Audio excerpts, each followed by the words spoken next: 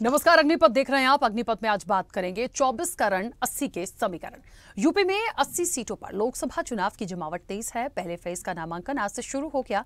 BJP, Sapa, Congress और छोटे दलों का किसको साथ मिलेगा ये तो आने वाला वक्त बताएगा। लेकिन यूपी में पहले चरण में जिन 8 सीटों पर चुनाव है वहां अभी आधे से ज्यादा सीटों पर समाजवादी पार्टी और बहुजन समाज पार्टी का कब्जा है। 2019 लोकसभा चुनाव में इन 8 में से 3 सीटों पर बीएसपी और 2 पर एसपी ने जीत हासिल की थी, यानी कि समाजवादी पार्टी ने। अब बीजेपी के पास अभी 3 सीटें ही हैं, जिसमें कैराना, मुजफ्फरनगर और पीलीभीत शामिल है। खास बात यह है कि कुछ सीटों पर बीजेपी को बड़े अंतर से हार का सामना करना पड़ा था। नगीना सीट पर बीएसपी के गिरीश चंद्रा ने बीजेपी के यशवंत सिन्हा को सबसे ज्यादा 1,66,832 वोटों के अंतर से हराया था। रामपुर से सपा नेता आजम खान ने भी बड़े अंतर 1,09,997 वोटों से बीजेपी नेता और अभिनेत्री जया प्रदा को हराया था। और इसके अलावा मुरादाबाद से सपा नेता एसटी हसन ने भी करीब 98,000 वोटों के अंतर से बीजेपी उम्मीदवार को हराया था। वहीं बिजनौर की यदि बात करें तो करीब 69,941 वोट और सहारनपुर सीट पर 22,417 वोटों से बीजेपी को हार मिली थी। लेकिन इस बार बीजेपी उत्तर प्रदेश में राष्ट्रीय लोकदल यानी आरएलडी, अनुप्रिया पटेल के नेतृत्व वाली अपना दल, सोनेलाल ओम प्रकाश राजभर के नेतृत्व वाली सुहलदेव भारतीय समाज पार्टी यानी सुभाषपा और डॉक्टर संजय निषाद के नेतृत्व वाली निषाद पार्टी के साथ मिलकर चुनावी मैदान में है। राष्ट्रीय लोकदल के राष्ट्रीय अध्यक्ष और राज्यसभा सांसद जयंत चौधरी भाजपा से गठबंधन के बाद पहली बार मथुरा भी पहुंचे, जहां उन्होंने तो अपने समर्थकों से कहा कि पुरानी बातें भूलकर अब भाजपा कार्यकर्ताओं के लिए अपने दरवाजे खोल दीजिए। तो निश्चित तौर पर देखिए, पीएम मोदी हो, भारतीय जनता पार्टी हो, उनका तो ये दावा है ही शुरू से कि 80 की 80 सीटें हम जीतेंगे। लेकिन समाजवादी पार्टी की बात कर लीजिए, गठबंधन में कांग्रेस की बात कर लीजिए, वो भी ये कहते हैं कि इस बार सीटें जो है वो ज्यादा से ज्यादा हमारे पाले में आएंगी। तो अब ये निर्णय जो मुझे लगता है वो जनता का होगा और जब नतीजे आएंगे पूरी जो तस्वीर होगी वो साफ हो जाएगी। लेकिन फिलहाल जो पहले फेज की जो वोटिंग होनी है, जो नामांकन शुरू हुए हैं, उसके बाद यदि बीजेपी पीछे है और बाकी ज्यादातर सीटों पर बीएसपी और समाजवादी पार्टी का कब्जा है, तो इस बार क्या तैयारी है, इसी पर चर्चा को भी आगे बढ़ाएंगे। उससे पहले कुछ प्रतिक्रिया है, पहले वो सुनिए। आज से लोकतंत्र का महापर्व चालू हुआ है। इसमें सबको बढ़ चढ़कर हिस्सा लेना चाहिए, क्योंकि देश के संविधान बचाने का ये आखिरी मौका है। दूसरा, राजभर के बारे में मैं क्या बोलूं, जो अद्धी दारू और आधे मुर्गे पे बिकने वाला आदमी है, वो शुरू से मोतबर आदमी नहीं था, तो उसकी बात को मैं कोई वो नहीं करता हूँ, वो लाइटली लिया जाता है। वो दूसरी बात ये है, जो जयंत चौधरी जी बोले उनके ऊपर क्या बोला जाए। उनके पिताजी भी कभी बेपैंदी के लौटे थे, कभी इधर लौटते थे, कभी उधर लौटते थे। वही हाल उन्होंने अपना बना लिया। हम लोग सोचे थे वो शायद कैरेक्टर वाले होंगे, लेकिन उन्होंने दिखा दिया कि वो आखिर अजीत सिंह की ही औलाद है। देखिए, भारतीय जनता पार्टी पूरी तरह से इस चुनाव में 80 की 80 लोकसभा सीटें जीतने के लिए तैयार है। पहले चरण का नामांकन शुरू हो चुका है। आने वाले समय में अन्य चरणों के भी नामांकन होंगे। सभी उम्मीदवार नामांकन करेंगे, जनता के बीच अपना आशीर्वाद मांगने जाएंगे और निश्चित रूप से जनता उनको वोटों के साथ अपना आशीर्वाद प्रदान करेगी और उत्तर प्रदेश की सभी 80 लोकसभा सीटें भारतीय। देखिए, तो यूपी की 8 लोकसभा सीट है। सहारनपुर ले लीजिए, कैराना ले लीजिए, मुजफ्फरनगर, बिजनौर, नगीना, मुरादाबाद, रामपुर, पीलीभीत में वोटिंग होनी है। इसमें से 3 सीटें तो भारतीय जनता पार्टी के पास है। बाकियों पर क्या, बाकियों को भी कम नहीं आंका जा सकता। इस बार जो समीकरण है क्या वो बदलेंगे, इस चर्चा पर आगे बढ़ेंगे। हमारे साथ मेहमान जुड़े हैं। सबसे पहले आपका परिचय करा दें। भारतीय जनता पार्टी का पक्ष रखने के लिए शम्सी आजाद हमारे साथ जुड़े हैं। शम्सी आजाद जी, बहुत स्वागत चर्चा में जुड़ने के लिए। कांग्रेस का पक्ष रखने के लिए प्रदीप सिंह हमारे साथ जुड़े हैं। प्रदीप जी, आपका भी बहुत स्वागत है। और वरिष्ठ पत्रकार प्रभात त्रिपाठी हमारे साथ जुड़े हैं। प्रभात जी, आपका भी बहुत स्वागत है। चर्चा की शुरुआत सबसे पहले मैं शम्सी जी आपसे ही करना चाहती हूं, और इसलिए भी क्योंकि दावा तो है 80 की 80 जीतने का, लेकिन पहले फेज की मैं जो 8 सीटें हैं, हम सिर्फ अभी उनकी ही बात कर लेते हैं। तो निश्चित तौर पर देखिए, 80 की 80 आना ये बहुत अलग बात हो जाएगी, क्योंकि हर सीटों का हर फेज में जो वोटिंग होगी वो अलग अलग समीकरण बताती है। फिलहाल जो सीटों पर बात हो रही है, इसमें से ये बात सच है कि 3 आपके पास, बाकी बीएसपी और सपा का कब्जा है। लगता है कि और ज्यादा संख्या इस बार बढ़ सकती है, और क्यों? नमस्कार आपको और सभी दर्शकों को।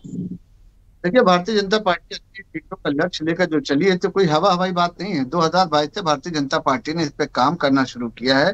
पन्ना प्रमुख से लेके बूथ अध्यक्ष से लेके मंडल अध्यक्ष से लेके और जो बाकी है अध्यक्ष हैं, जो कार्यकर्ता हैं, पूरी टीम इस तरीके से बनाई गई है कि वो लगातार 2022 से काम कर रहे हैं, जनता के बीच में है, चौपाल के माध्यम से, प्रवास के माध्यम से, क्या कहते हैं, उनकी समस्याओं को सुनने के माध्यम से, समाधान करने के माध्यम से, उनको योजनाएं पहुंचाने के माध्यम से, उनको लाभार्थी बनाने के माध्यम से। तो एक अटूट रिश्ता बन गया है, जिसका परिणाम ये हुआ कि भारतीय जनता पार्टी को लगातार लगातार लगातार जो है 2014 के बाद से चुनावों में लगातार जीत मिलती चली आई है। और हमने विधानसभा में 2022 में भी जो 300 पार का लक्ष्य रखा था, तो आपने देखा था कि भारतीय जनता पार्टी ने उसको पूरा किया। तो हमको यकीन का लक्ष्य हम और हमारे गठबंधन दल के नेता जो हैं वो कहीं ना कहीं पार करेंगे जरूर। और ये भी आप देखिए कि जब मेहनत आप करते हैं, लगन से कोई काम करते हैं, तो कहा जाता है कि खुदा भी कहीं ना कहीं से रास्ता बना देता है। तो आपने देखा कि विधानसभा के, राज्यसभा के जब चुनाव हो रहा था, तो आपने देखा किस तरीके से समाजवादी पार्टी के नेता, एक बैग ये लगा कि अब वो जो है उनका आत्मा जाग गई है और उन्होंने जय श्री राम के नारे लगाए और भारतीय जनता पार्टी के पक्ष में संजय सेठ को जिताकर ये बहुत बड़ी मिसाल उन्होंने पेश की कि कहीं ना कहीं राम जी का नारा लगाते हुए, राम जी का आशीर्वाद उनके साथ है, और जो उनकी आत्मा कहीं ना कहीं भटक रही थी, कहीं ना कहीं उनको जो है बांधे हुए रखी थी, तो उन्होंने कहा कि आज हमको ऐसा लग रहा है कि हम जो है पूरी तरीके से आजाद है अपनी बात रखने के लिए, अपने कार्यकर्ताओं की बात जो है पूरे करने के लिए, अपने क्षेत्र का विकास करने के लिए। जो पार्टी लगातार अपने कार्यकर्ताओं और अपने नेताओं को सिर्फ इस वजह से बंधक बनाए हुए कि कहीं वो अयोध्या न चले जाएं, राम जी का दर्शन न करने चले जाएं, तो उन पार्टी की मानसिकताओं को आप समझ सकते हैं कि किस तरीके से तुष्टीकरण की राजनीति और दोहरा चरित्र उनका आप देखेंगे। अभी आप देख रहे थे कि आपके टीवी चैनल पर एक आदमी इस तरीके से बात कर रहा था कि चौधरी चरण सिंह की वो औलाद नहीं है, वो अजीत सिंह की औलाद नहीं है। ऐसे लोगों पर कानूनी कार्रवाई करना चाहिए। ये संविधान सबको आजादी दिए हुए कि कोई ना कोई, हर आदमी जो है कहीं ना कहीं आजाद है अपनी विचारधारा लेकर, अपनी मंशा लेकर, अपने कहीं ना कहीं मंसूबे लेकर दूसरी पार्टियों में जा सकता है। और उनको जो इस तरीके का समाजवादी पार्टी के नेता इस तरीके से कह रहे थे कि वो अजीत सिंह की औलाद नहीं है हमको, मैं तो आपके चैनल के माध्यम से इनके ऊपर केस करने की बात करने जा रहा हूँ कि इस तरीके का बयान, यह तो आपका चैनल जो है इन तरीके के बयानों को न दिखाए। और बड़ी गंभीरता वाली बात है जिस तरीके का इन्होंने बयान दिया। ये कहते कतई हमको राजनीतिक आदमी ये लगता ही नहीं, हमको लगता है कि इनका पूरी तरीके से मानसिक संतुलन खराब है। आप बता दें कि भाई आजादी नहीं है, ये संविधान ने आजादी दी है और भारतीय जनता पार्टी ने आजादी दी है कि कोई भी आदमी किसी भी पार्टी को छोड़कर कहीं भी जा सकता है। ठीक है शमसी जी, आप पूरी तरह से स्वतंत्र हैं उन पर केस लगाने के लिए भी, और उन्होंने बोला है क्योंकि ऑन रिकॉर्ड है, ऑन प्रूफ है, तो मुझे लगता है आप बिल्कुल उन पर कार्रवाई कर सकते हैं। रही बात स्टेटमेंट न दिखाने की, तो राजनीतिक रूप से यदि मैं प्रतिक्रियाओं की बात करूं तो किसने क्या क्यों कुछ नहीं बोला, आप सुनिए। तो ऐसे ऐसे शब्दों की मर्यादा को लांघा गया है, क्या वो नहीं चले हैं? तो नहीं, व्यक्तिगत आपका पूरा अधिकार है, क्योंकि उन्होंने जो एक आरोप लगाया या जो गलत शब्दों का प्रयोग किया वो निश्चित तौर पर भारतीय जनता पार्टी के लिए या उनके साथ जो शामिल हुए उनके लिए किया, ये आप बिल्कुल कर सकते हैं। इस तरीके की बात कोई राजनीतिक कोई नेता इस तरीके की बात नहीं करता। ये उनकी अपनी समझ है ना सर, वही तो मैं कह रही हूँ, ये उनकी अपनी समझ है। आप बिल्कुल उन पर एक्शन ले सकते हैं और बिल्कुल करना भी चाहिए यदि आपको लगता है तो। इस चर्चा को मैं अब आगे बढ़ाऊंगी। प्रदीप जी वापस आऊंगी, शमसी जी प्लीज एक मिनट, बहुत डेप्थ में हम इस पर ना जाएं।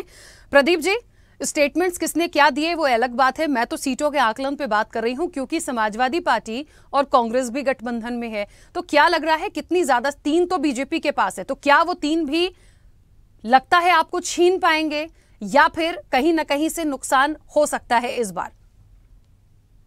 10 साल बाद अब जब चुनाव होने जा रहा है तो भारतीय जनता पार्टी को अपने 10 साल की सरकार का रिपोर्ट कार्ड पेश करना चाहिए था, बताना चाहिए था कि 2 करोड़ सालाना रोजगार पर उसने क्या किया, बढ़ती महंगाई को पर उसने क्या किया, अराजकता के जो माहौल पूरे देश के अंदर, जब हम उत्तर प्रदेश की बात करते हैं, बिगड़ती कानून व्यवस्था पर उसने क्या किया, किसान जब अपना हक मांग रहा था तो उन पर लाठियां क्यों चलाई गई, उनको अराजक क्यों कहा गया, उनको आतंकवादी क्यों कहा गया, उनको उग्रवादी क्यों कहा गया, इस सवाल का जवाब भारतीय जनता पार्टी को देना चाहिए। आज पश्चिमी उत्तर प्रदेश में चुनाव हो रहा है जहां किसान बाहुल्य क्षेत्र है, और किसान जब अपने हक की लड़ाई लड़ता है तो उनको न सिर्फ आतंकवादी कहा जाता है, उग्रवादी कहा जाता है, बल्कि उनके रास्ते पे कांटे बिछाने का काम भी भारतीय जनता पार्टी के लोग करते हैं। और निश्चित तौर पर जब लोकदल भारतीय जनता पार्टी के साथ खड़ी नजर आती है तो वहां के लोग उनसे सवाल कर रहे हैं कि आप हमारे वही नेता है जिन्होंने दलित नौजवान को घोड़ी पर चढ़ते समय जब भारतीय जनता पार्टी के गुंडों ने उन पर लाठियां चलाई थी, उनको पत्थरों से मारा था, तो आपने और हम सब ने मिलकर उसका विरोध किया था और भारतीय जनता पार्टी की सरकारी पुलिस ने आपको लाठियों से पीटा था। आज स्थिति क्या है? आज भारतीय जनता पार्टी के साथ खड़े होकर आप क्या उनकी भावनाओं का अपमान नहीं कर रहे हैं? सवाल इस बात का है कि आप जब बेरोजगार नौजवान जब भारतीय जनता पार्टी की सरकार में रोजगार मांग रहा होता है तो प्रदेश के मुखिया तो कहते हैं हमारे यहाँ रोजगार तो बहुत है लेकिन प्रतिभाओं की कमी है, हमारे नौजवानों में योग्यता नहीं है। क्या इसका जवाब योगी आदित्यनाथ जी को नहीं देना पड़ेगा? सवाल इस बात का है कि जब उन्नाव की बेटी हो, हाथरस की बेटी हो, जब देश की बेटी अपने स्वाभिमान अपने अपमान सम्मान के लिए आवाज उठा रही होती है तो पूरी की पूरी भारतीय जनता पार्टी अपने भारतीय जनता पार्टी के अराजक और गुंडे नेताओं को समर्थन करती नजर आती है। क्या इन सवालों का जवाब इस सरकार को नहीं देना होगा? इन सवालों का जवाब तो देश की प्रदेश की जनता मांग रही है और निश्चित तौर पर 8 सीटों पर भारतीय जनता पार्टी का ताला बंद होने जा रहा है, जमानत जब्त होने जा रहा है। ठीक है, क्योंकि समाजवादी पार्टी गठबंधन में है और मुझे लगता है अभी एक स्टेटमेंट को लेकर भारतीय जनता पार्टी का जो पक्ष रख रहे हैं शमसी आजादी, उन्होंने आपत्ति दर्ज कराई है। कुछ कहना चाहते हैं उनको पलटवार में? क्योंकि आप गठबंधन में हैं तो मैं आपसे ही पूछ लेती हूँ, बाकी उनको जो केस वेस लगाना होगा वो लगा लेंगे। निश्चित तौर पर देश के प्रधानमंत्री देश की विपक्षी दल के प्रमुख नेता को जर्सी जाय कहते हैं, कितने लाख की विधवा कहते हैं, कितने की गर्लफ्रेंड कहते हैं। इन सवालों का जवाब भी भारतीय जनता पार्टी के नेताओं को देना चाहिए। ये वो लोग हैं जो हनुमान जी की जाति बताने वाले लोग हैं, जिन्होंने सीता माता को टेस्ट ट्यूब बेबी बताया था। ये वो लोग हैं जिन्होंने लगातार प्रभु श्री राम का राजनीतिकरण किया। तो इन सवालों का जवाब भारतीय जनता पार्टी के नेताओं को देना होगा और निश्चित तौर पर किसी भी तरीके से किसी भी दल द्वारा किसी भी नेता के लिए अमर्यादित लोकतंत्र में स्वीकार है। ठीक है, चलिए प्रभात जी, क्या लगता है पहले फेज की जो 8 सीटें हैं, 3 तो बीजेपी के पास है, क्या लग रहा है आंकड़ा बढ़ेगा क्योंकि गठबंधन भी है? और जिन मुद्दों को भी प्रदीप जी गिना रहे थे उनका कितना प्रभाव देखते हैं इन 8 सीटों के लिए? देखिए ओवरऑल 80 आएंगी कि नहीं आएंगी, मैंने शुरुआत में ही कहा बड़ा है, सबसे बड़ा राज 80 सीटें सबसे ज्यादा। तो मुझे लगता है अभी पहले फेज का नामांकन शुरू हुआ, तमाम चीजें हुई हैं, किस तरह से देखते हैं? देखिए प्राची जी, जिस तरीके से माहौल बदल रहा है देश की राजनीति का, और अगर भारतीय जनता पार्टी कोई दावा कर रही है तो उसका दावा इसलिए सफल है कि वो ग्राउंड लेवल पे जमीनी आधार पे कानून व्यवस्था से लेके और जितनी भी विकास के काम है उसमें भारतीय जनता पार्टी ने डिलीवरी दी है जनता के बीच, और जनता के बीच विश्वास बढ़ा है। आज जो ये नामांकन शुरू हुआ है, पश्चिम से ही एक रण का एक द्वार खुलता है, सत्ता का द्वार खुलता है। और इस जगह पिछले बार जब बुआ और बबुआ का गठबंधन हुआ था तो निश्चित तौर पे वहां बहुजन समाज पार्टी एक मजबूत स्थिति में थी और 3 सीटें उसने जीती और 2 सपा ने और 3 भाजपा ने। लेकिन अब स्थितियां बदल गई हैं क्योंकि अब जिस तरीके से कांग्रेस वहां नदारत है, कांग्रेस की 1 सीट खाते में आई है गठबंधन में, बाकी सारी सपा और भाजपा का आमने सामने संघर्ष होगा। ऐसी स्थिति तो अभी मायावती का जो पत्ता है कार्ड उन्होंने नहीं खेला है और गढ़ की राजनीति समाप्त हो गई है। रामपुर में अब आजम खां चुनाव लड़ने के योग्य नहीं है, आजम खां का क्या होगा? और ऐसे स्थिति में वरुण गांधी का सबसे बड़ा सवाल है कि वरुण को लेकर जिस तरीके से असमंजस की स्थिति है पीलीभीत में, वो समाजवादी पार्टी ने भी कहा है कि अगर वरुण लड़ना चाहेंगे तो मैं उनको टिकट दे दूंगा। वरुण बार बार भारतीय जनता पार्टी के खिलाफ भी बोलते रहते हैं, लेकिन आरएलडी का भाजपा के साथ आ जाना, क्योंकि देखिए वो पूरी बेल्ट जो है किसानों की बेल्ट है और जिस तरीके से वहां पे एक जाट गुजर दलित ये जो मतदाता एक डिसाइडेड फैक्टर है, किसानों के बीच एक जो अच्छी स्थिति है लोकदल के द्वारा भारतीय जनता पार्टी के साथ आ जाने के बाद वहां की स्थितियां बदली हैं। बुआ अलग है बबुआ से, और अब जब त्रिकोणीय संघर्ष होगा तो वोट का विभाजन होगा। ऐसी स्थिति में भारतीय जनता पार्टी जो 3 थी वो अपने गठबंधन के साथ अपनी सीटों पे इजाफा कर सकती है, ऐसा मेरा मानना है। दूसरा, अभी आपके चैनल में एक बदतमीज किस्म का समाजवादी पार्टी का प्रवक्ता है, आप लोग उसकी वाइट लेने से मना करिए क्योंकि वो बहुत ही निहायत गंदी भाषा का इस्तेमाल हर डिबेट में करता है। मैं भी उसके संग कई डिबेट में बैठा हूं, उसका नाम लारी है और वो इतनी शब्दों का प्रयोग करता है कि मेरा आपसे निवेदन है, आपके चैनल की भी साख गिरेगी और हम लोगों के संग बैठना में भी मैं तो उसके संग डिबेट नहीं कर सकता हूं। तो उसके आगे से भविष्य में आप उसकी डिबेट को उसके अंश को बिल्कुल मत दिखाइए। शमसी जी ने जो विरोध दर्ज किया है, निश्चित तौर पर अगर आरएलडी का कोई प्रवक्ता होता तो वो मुकदमा दर्ज अभी कर देता। चलिए ये कोई बात नहीं, ये तो आपका अपना एक वो है, अधिकार है कि आप किसको दिखाएं किसको नहीं दिखाएं, लेकिन निहायत बदतमीज किस्म का वो इंसान है।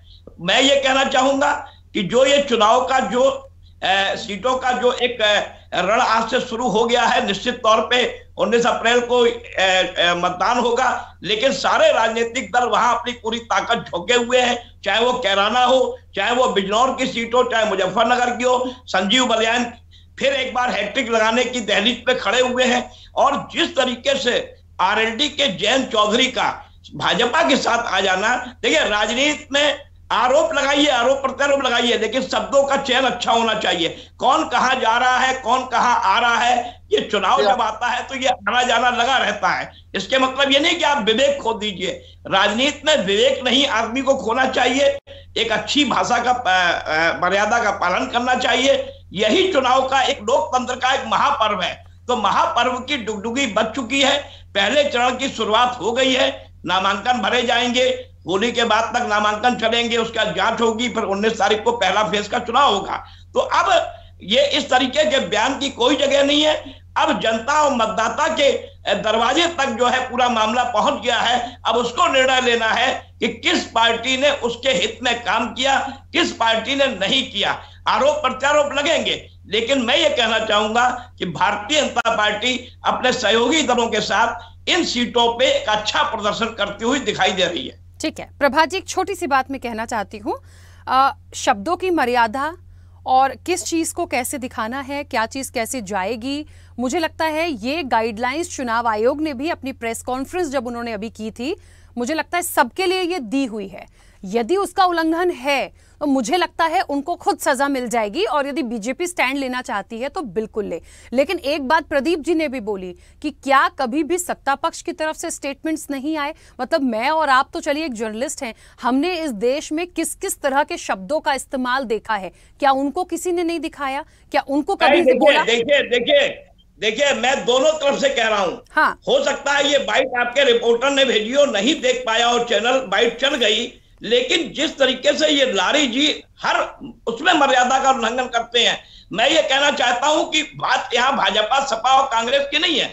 बात यह है कि जिस तरीके से इस भाषा का प्रयोग किया गया, आप दोबारा चला के देखिएगा और उसमें आत्मंथन करिएगा। मैं चैनल पे दोष नहीं दे रहा हूं, गाइडलाइन सबके लिए है, चाहे भारतीय जनता पार्टी हो, चाहे कांग्रेस हो, चाहे बसपा हो, यहां तक कि पत्रकार भी उस गाइडलाइन में बंधा हुआ है। मैं भी किसी अपशब्दों का प्रयोग नहीं कर सकता हूं। तो मेरा ये कहना है कि कृपया करके इनको इग्नोर किया जाए, ऐसे लोगों को बाहर किया जाए, चाहे वो सत्ताधारी पार्टी के लोग हो, चाहे वो विपक्ष के लोग हो। मैं दोनों के लिए कह रहा हूं, यहां तक कि अगर मैं गलत भाषा का प्रयोग कर रहा हूं, मुझे ही बाहर कर दीजिए, मुझे आप डिबेट में मत बुलाइए। लेकिन ये निहायत घटिया किस्म की भाषा का प्रयोग किया गया है।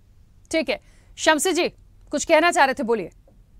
ये समाजवादी पार्टी की मानसिकता और कांग्रेस पार्टी की मानसिकता हमेशा रही। 2014 के बाद से लगातार जब ये चुनाव हारे हैं तो समाजवादी पार्टी के अब तक करीब 7 से 8 प्रवक्ताओं ने तो हमारे सामने बात करने छोड़ के, चैनल छोड़ के वो लोग चले, क्योंकि हमेशा वही अपशब्दों का प्रयोग, हमेशा वही गंदी भाषा, हमेशा वही अपना जो गुंडा चरित्र है, उनका जो माफियागिरी है, उसी चरित्र से अभी तक वो बाहर ही नहीं निकल पाए हैं। उनको ये लगता ही नहीं है कि ये बदलता हुआ भारत है, जिस तरीके से भारतीय जनता पार्टी आज चाहे अल्पसंख्यक समाज हो, चाहे दलित समाज हो, चाहे ओबीसी समाज हो, हर समाज को अपने साथ लेकर चलना चाह रही है। यही वजह है कि आज उसके कार्यकर्ता जो है मनोबल उनका बढ़ा हुआ है। दूसरी पार्टी के बड़े से बड़े नेता, बड़े से बड़े लोग, बड़े से बड़े उद्योगपति, पत्रकार सभी जो है भारतीय जनता पार्टी में आने के लिए इसी वजह से बेचैन है कि वहां उनको सम्मान मिलता है। और गर्व से लोग कहते हैं कि भारतीय जनता पार्टी का मैं कार्यकर्ता हूं। तो पहले ये होता था कि पहले उनकी उपेक्षा की जाती थी, पहले उनको तिरस्कार मिलता था, लेकिन आज भारतीय जनता पार्टी का कार्यकर्ता बनाने में समाज में उनको सम्मान मिलता है। क्यों मिलता है? क्योंकि मोदी जी के जो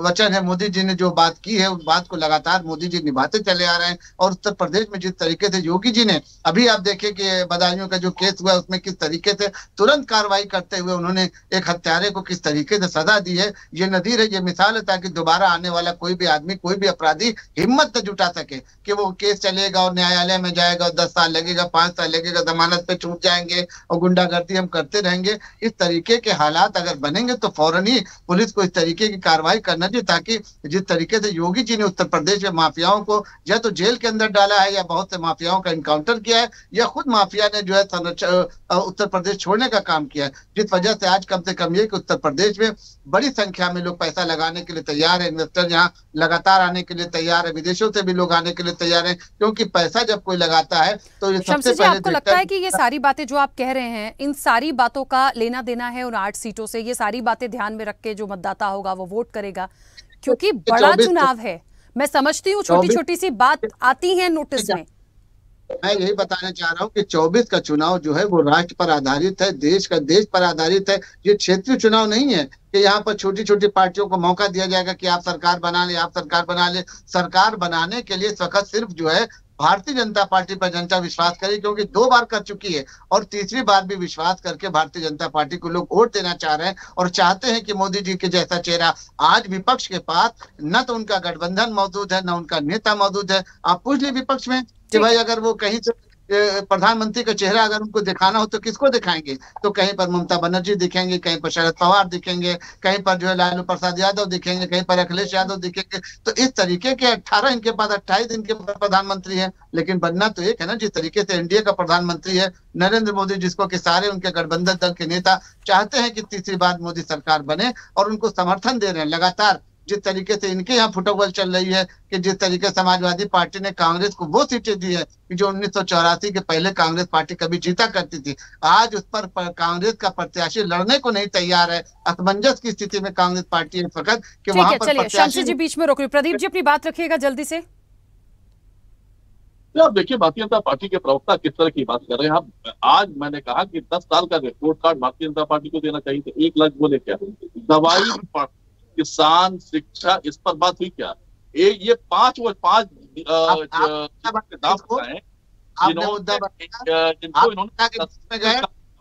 कोई धरना किया, आपने कोई प्रदर्शन किया, जनता का साथ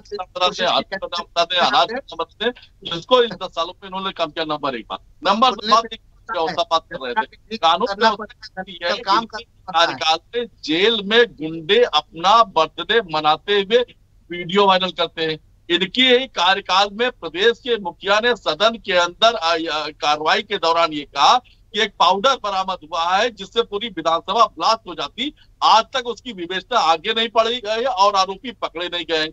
इनके ही कार्यकाल में इनका गृह राज्य मंत्री टेनी महाराज का लड़का किसानों पर जो अपनी मांगों के लिए आंदोलन कर रहे थे सीने पर गाड़ी चढ़ा देता है। पूरी की पूरी सरकार उनको संरक्षित करती हुई नजर आती है। इनके ही कार्यकाल में जब देश का गौरव बढ़ाने वाली महिला खिलाड़ी अपने हक की बात करती है और उसका गुंडा नेता जब उनको प्रताड़ित कर रहा होता है, पूरी की पूरी सरकार उनको संरक्षित करती नजर आती है। उन्नाव की बेटी जब न्याय मांग रही होती है तो बलात्कारी विधायक प्रदीप जी जाती है। प्रदीप जी मैं बीच में रोकूंगी। एक बात तो बहुत स्पष्ट है, मुद्दे उत्तर प्रदेश के जो आ रहे हैं सामने, मैंने इसीलिए ये सवाल उठाया था कि क्या इन्हीं को ध्यान में रखकर जो 8 सीटें उस पर वोटिंग हो जाएगी। देखिए बड़ा चुनाव है, बहुत सारे फैक्टर काम करते हैं।